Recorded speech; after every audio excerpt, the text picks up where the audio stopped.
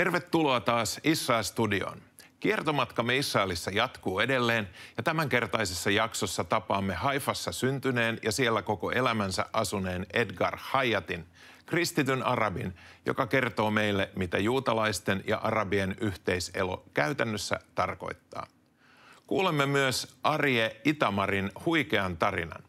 Hän saapui 8-vuotiaana kuuluisalla Exodus 1947 laivalla Haifaan vuonna 1947. Mutta silloin Palestiinaa hallinneet brittijoukot käännyttivät julmasti laivan kaikki 4515 pääasiassa Euroopan keskitysleireiltä selviytynyttä juutalaista matkustajaa takaisin Välimerelle ja heidät vietiin Ranskan kautta edelleen Hampurin lähistöllä olleelle keskitysleirille.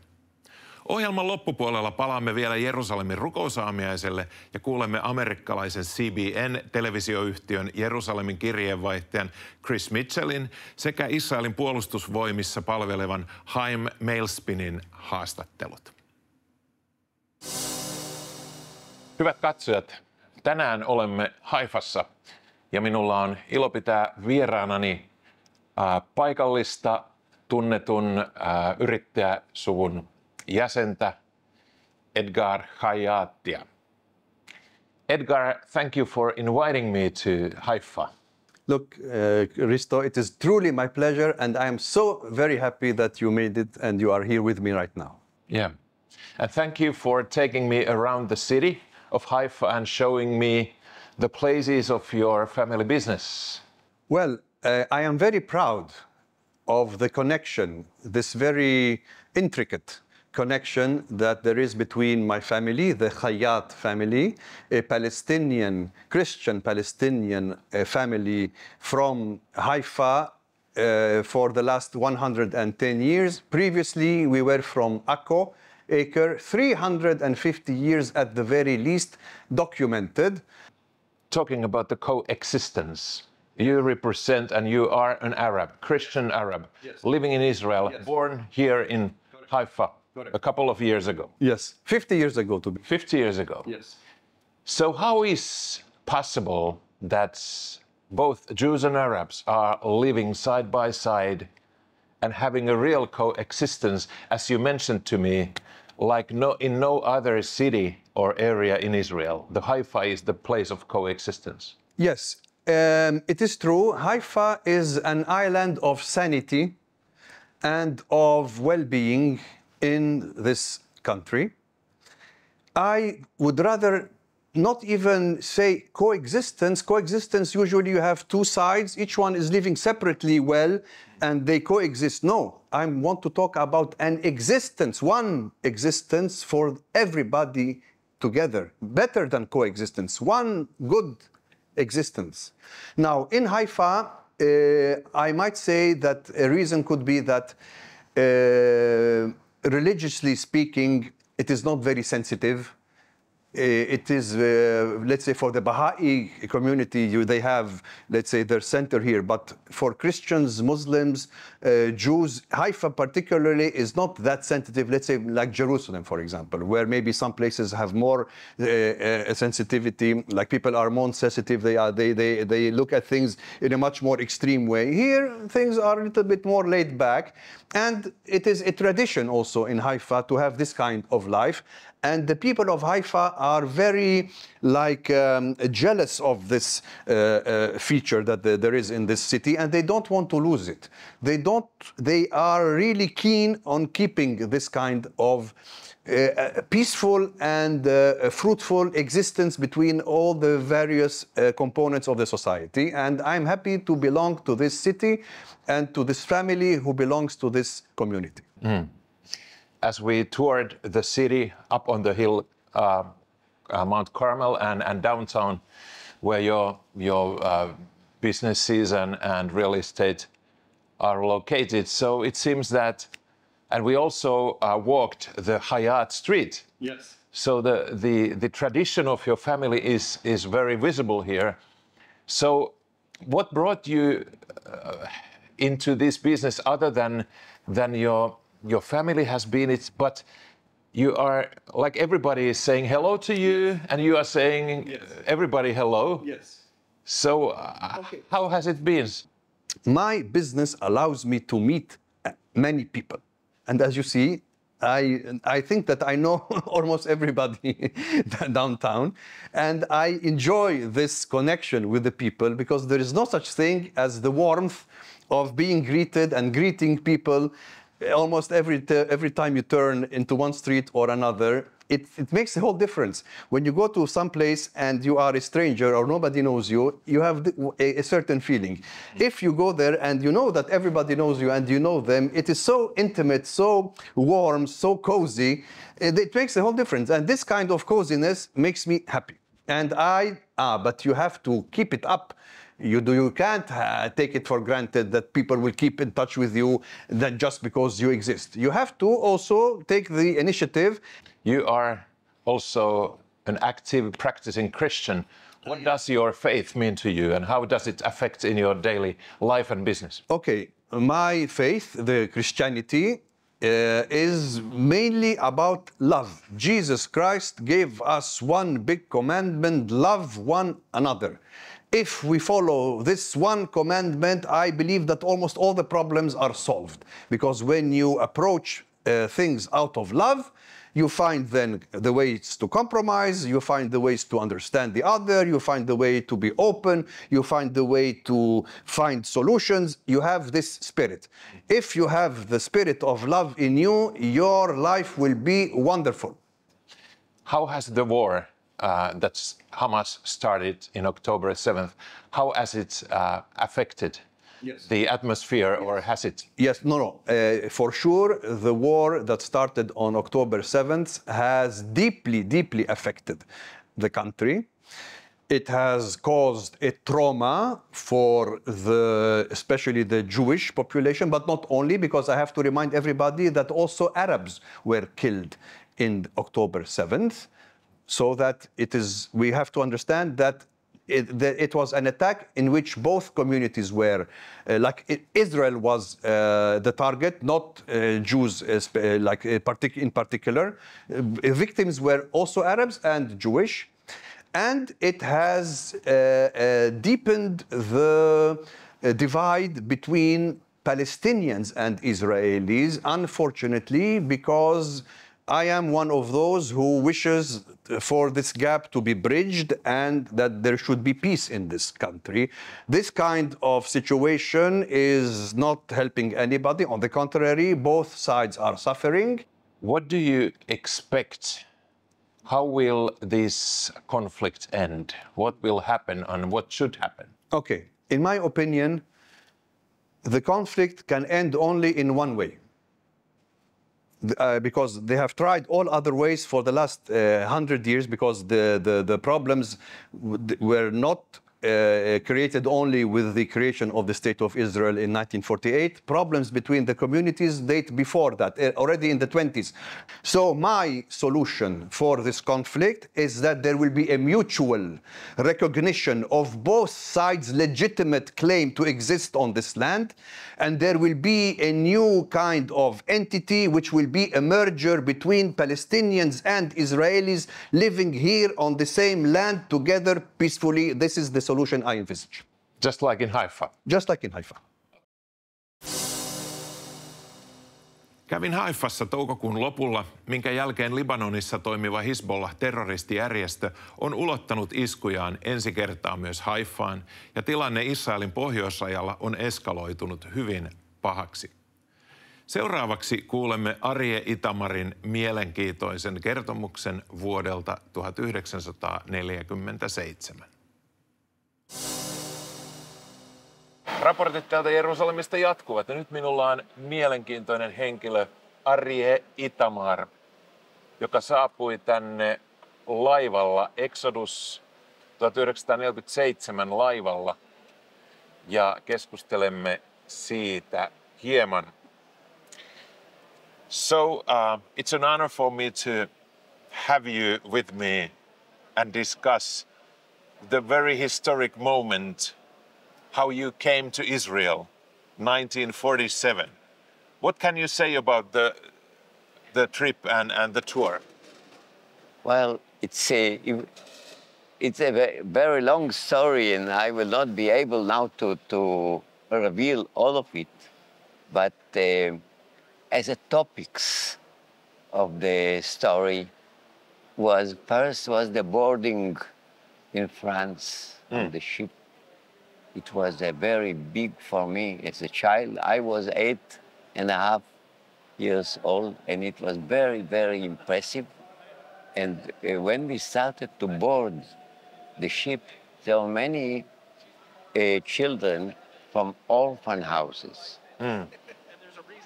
Children which lost their parents in the Holocaust. And all of them, and together with us, started to sing songs of bravery, of hope, of survival. And it was an electrified atmosphere, the boarding. Another special moment was after the terrible battle against the British Navy, and we were captured by the British Navy and brought to Haifa port. But when we go to the balcony of the ship, we have seen the beautiful sight of the mountain, Carmel, of Haifa, with the forest and the small houses. It was a wonderful picture. Another topic was in France. We have been carried back in a jail ship, British, back to France, and we refused to go down. And when the French authorities offered us generously many good things, if we go down by our own will, we stand it, all of us. It was terrible condition, but we stand it. We sing Atikva, our hymn, and the French hymn Marseillaise.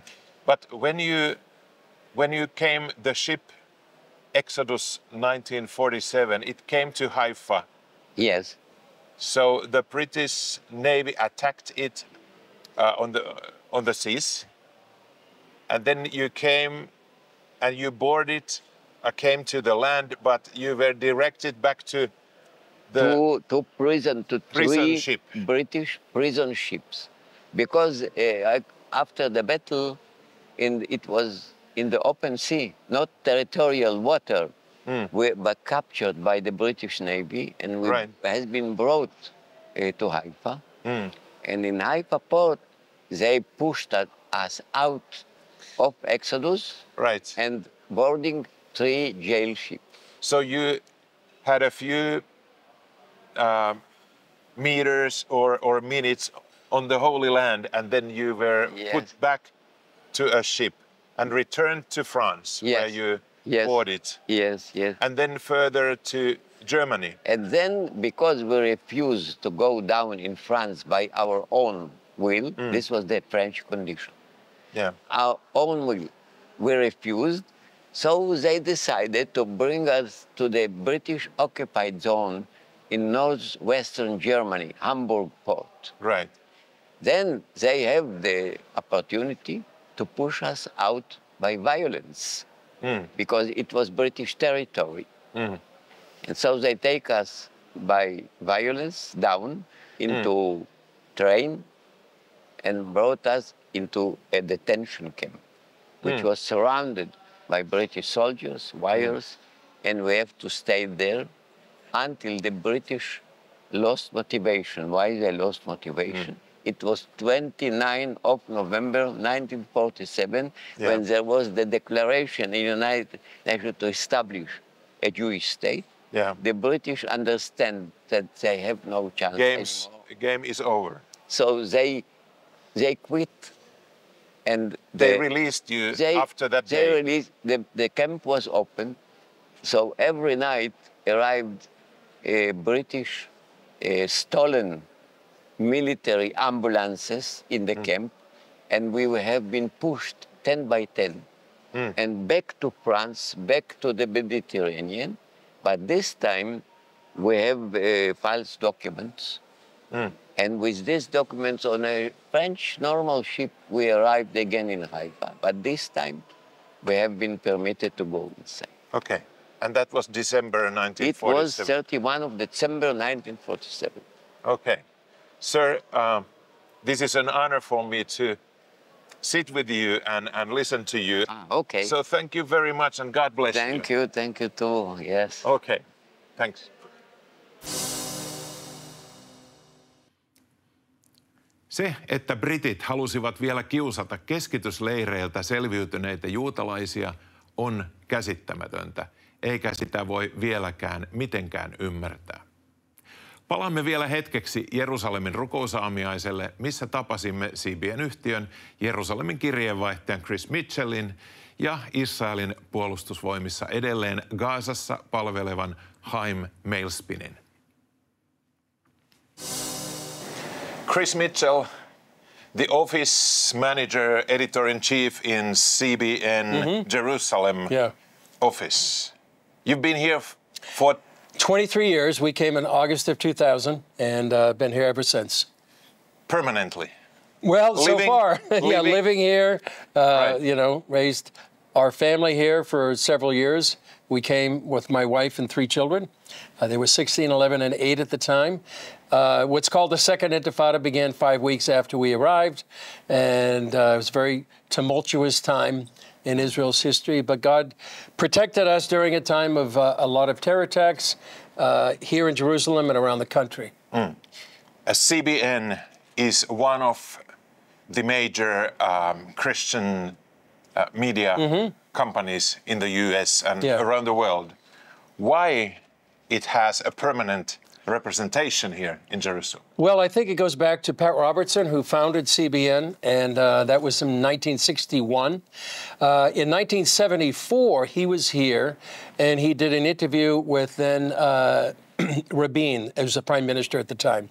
And at the time, Rabin was saying how they felt isolated from the rest of the world, that the world didn't allow them to achieve victory. And that was in 1974, and it sounds very similar to 2024. And right after that conversation and that interview that Pat had, he was on the Mount of Olives, and he made a vow to the Lord that he and all the organizations that CBN, that he founded, would stand with Israel. And I think that's the DNA of CBN, is to stand with Israel. Pat kept that vow from then till the day he passed away. His son, Gordon, is continuing that legacy to stand with Israel. And so I think CBN feels it's very important to have a presence here in Jerusalem so people can hear news, Lord willing, accurate news about what's happening here so they can be informed in spite of all the other things that are happening in the media, and so they can pray for Israel and stand with Israel. If you compare the existing war to other campaigns or wars, how is it going now, and what is it? I would say that October 7th was a watershed in Israel's history. I was here from 2000 during the Second Intifada. There was the 2005 disengagement from Gaza. There was the 2006 Second Lebanon War. There were several wars with Hamas from 2008-9, 2012-14, and 2021.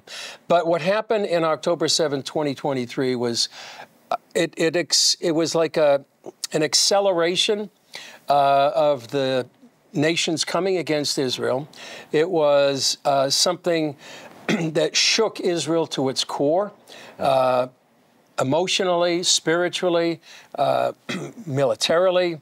It really was a change, an exponential change in the history of Israel. And I think we see the nations of the world coming against Israel. In 1974, then Prime Minister Rabin said, the nations won't allow us to have a victory. It's the same thing happening right now. Yeah. We are at the Jerusalem Prayer Breakfast, and you've been observing the relations between Jews and Christians for 23 years here. Yeah. How have they developed? In a historic way. I think maybe better relations now than any time in 2,000 years.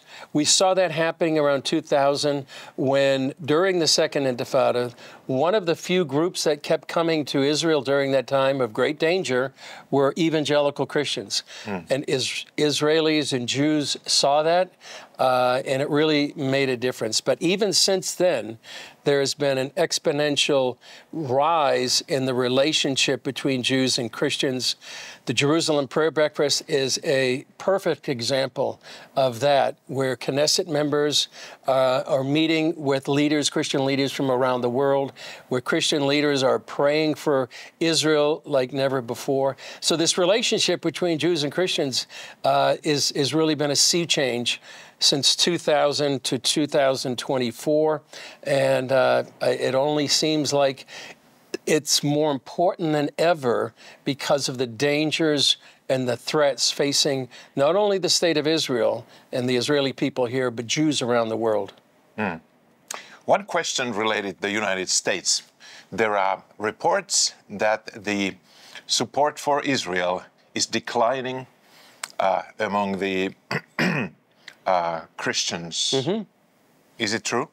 I think it's true perhaps in the younger generation. I think in older generations, the support for Israel and the Jewish people is strong. But I think, and I've heard this in the last several days, is the need to reach out to a younger generation and to help inspire or educate them so that they have the same kind of connection with the land of Israel. One of the ways to do that, I have heard, is actually having young Christian leaders come over here to experience themselves what Israel is like. It's the land of the Bible, and it, as somebody said, demystifies some of the myths that people have that Israel is an apartheid nation, that it's committing a genocide in Gaza. And when you're here in the land, you know, those myths are dispelled because of the reality that Israel is not an apartheid nation. Chris Mitchell, thank you so much for talking to Israel Studio, the Finnish program supporting Israel every week. It's great to be with you, Risto. Thank you. Chaim Malespin. Yes. Happy to meet you here in Jerusalem. It's an honor, Risto. Again. So Yes. it's been quite a while when we last met. But you are here at the Jerusalem Prayer Breakfast. Yes. You have a gun. Why are you? I do. Well, so I am an active duty, that's draft 8, active duty reservist soldier. I've been called up since the 7th of October till now. I've been able to have a few breaks, many of them at strategic times like right now. And I'm amazed that you're here when there is a war going on, but you see that life goes on too. And we are beginning to rebuild. Even at the Nova Festival, where this peace festival, this music festival, where it was attacked, now many trees are planted. They've cleared away the bodies, they've taken away the burnt cars, and life is still continuing even in the midst of this war. But I have this because I'm an active duty soldier, and I'm going back in to continue defending Israel just now after this short break. But why don't you have a uniform? I have my uniform. I'll be wearing it tomorrow, but I don't have to wear the uniform all the time. But you have to. But I have to have this. I the can't. gun. I can never leave this in a car. Leave this in the room. No, I'm as an active duty soldier. I'm called upon. You'll see all the soldiers that are active duty will have the gun with them, and they have to be ready to be called up at any second. Go now. Get your stuff, and we need you. So, yeah. So, have you been in Gaza or Northern Front or? Yes, mostly Gaza. And I've been in every part of Gaza, whether it's Beit Lahia, whether it's Jabalia, whether it's all the way down to Rafah, which is where I'm serving now. Every single place, Gaza City, we've seen that the enemy is really fights with guerrilla warfare tactics, hiding like ghosts, come out, do an attack, RPG us, go back into the tunnel, and our job is to deal with the tunnels, find the hostages, map the tunnels, destroy the tunnels. I was about to fly here on Monday morning, which I did. Yes. On Sunday, my wife and I, we were watching TV news about the rockets flying over Tel Aviv to Herzliya and all over. Yes. and my wife was asking me, are you really going to go to Israel? Yeah. And I said that I think I will. You know, So what is, you face this kind of threat almost every day, and of course in Gaza the threat is so true. But how is it possible that Hamas, Islamic Jihad, is still so powerful that after months and months of fighting, almost 8 months, they are still able to fire rockets? Yeah, well, they haven't. This is the whole point of Rafah, going to where the last of the battalions are, is to crush the last of their ability to maneuver weapons, to rearm through the Rafah tunnels. There are many tunnels, about 70 tunnels that are just 50 going into Egypt right there. Of course, there's thousands of tunnels throughout Gaza, and they can bring supplies and bring all kinds of weapons, RPGs, bombs, claymore mines, TATP, TNT, all kinds of explosives, and bring them to the northern part of Gaza. The only way that I wish we would have completed what we set out to do, which was to actually cut Gaza with a line, Be'eri line, and be able to blow up all the tunnels in a whole row, and put a road there that's patrolled so that they can't bring all the weapons back to the north, like to Jabalia. But that's exactly what happened. Even from Beit Lahia, barrages of murderous rockets being shot onto civilians. And people forget that this has been happening way before October 7th. We've been living under rocket fire. Children will wake up in the night and hear the sirens, and they will walk sleepwalking because they're so used to doing it, pee their own pants because of the trauma. And then go into the bomb shelter. It's not a way to live. So what brings you to the Jerusalem prayer breakfast? Yes, even in the army, I had a special permission to be released for this time. And I'm very, very glad that I'm able to do it because I, like many Israelis, am amazed that there are friends from around the world who are, like you said, in a time of war where some airlines don't even fly here right now. El Al flies, but there's some like United that don't fly here right now. And neither Finnair? Finnair doesn't. There's many that don't fly here. And for you to be able to take people like you, to be able to take this initiative to say, I believe in God's plan for Israel. I believe in the Bible, what it says. Israel's not finished, and we will win this. And we will see a better day, a brighter future, and to stand and pray for the people of Israel. I thought this is my greatest privilege to be with people like that. Of course, as the Aliyah Return Center, now I also run this center which helps new immigrants. It looks like that with the pomegranate. And so I'm very glad to be able to connect that with people. And they say, what is this? I said, it helps new immigrants that are coming here to have a place to stay, food to eat, clothes to wear, and of course, job training. There's soup kitchen we help with and much, much more. But also there's a prayer house. Also there's discipleship school. So I want people to know about this in the Galilee where Jesus did almost all his miracles. So that's one of the reasons why I thought coming here, I will meet many friends. Okay.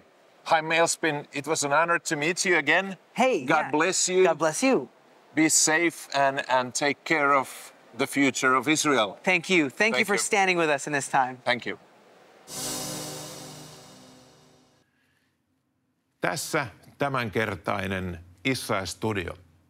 Seuraavien kesäviikkojen aikana esitämme kevään aikana suosituimpia ohjelmia, joita et ehkä ole nähnyt vielä Israel-studiosta. Voit myös katsoa kaikki nuo ohjelmat osoitteessa israelstudio.fi.